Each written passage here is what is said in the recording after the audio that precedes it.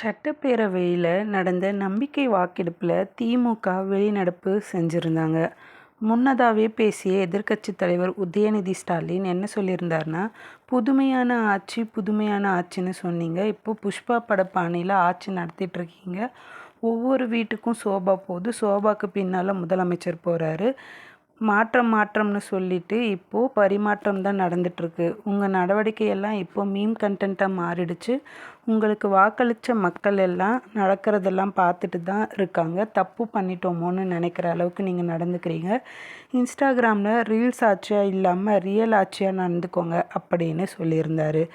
Clean பாலிட்டிக்ஸ்னு சொல்லி ஆட்சிக்கு வந்தவங்க டர்ட்டி பாலிட்டிக்ஸ் பண்ணிகிட்ருக்காங்க. பிளவுபட்ட அதிமுக என்னும் குழம்பிய குட்டையில் மீன் பிடிக்க முயற்சி பண்ணி அவங்க உறுப்பினர்களை விலைக்கு வாங்கியிருக்காங்க அப்படின்னு சொல்லியிருந்தார்.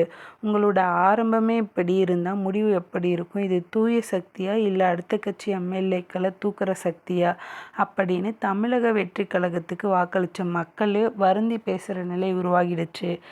முதல்வரே உங்கள் செயல்பாடுகளை தொடர்ந்து பார்த்துட்டு தான் இருக்காங்க. அடுத்து பிளவுபட்ட அதிமுக உறுப்பினர்களுக்கு நீங்கள் என்ன ரிட்டன் கிஃப்ட் கொடுக்க போகிறீங்க அப்படின்றதையும் மக்கள் பார்க்க தான் போகிறாங்க.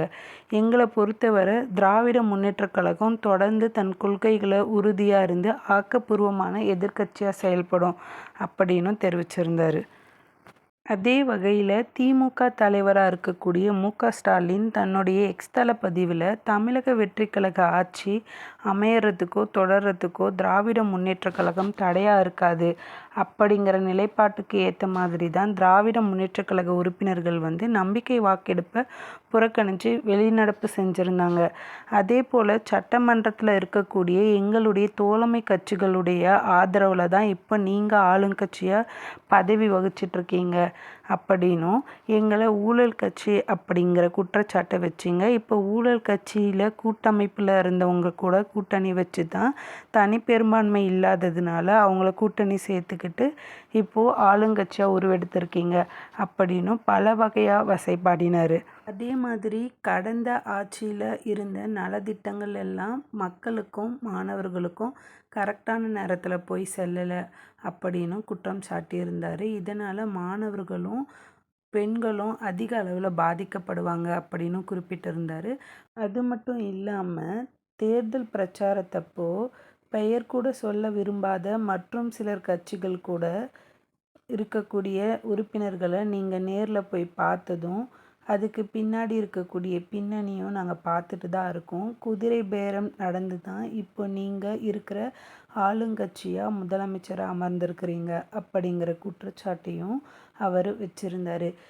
அதே வகையில் நீங்கள் தனிப்பெரும்பான்மை இல்லாததுனால எங்களுடைய கூட்டணி கட்சிகளோட கைகோர்த்து தான் இன்றைய முதல்வர் ஆகியிருக்கீங்க. கிட்டத்தட்ட 65% மக்கள் இந்த ஆட்சியே வேண்டாம் அப்படின்னு நிராகரிச்சிருக்காங்க.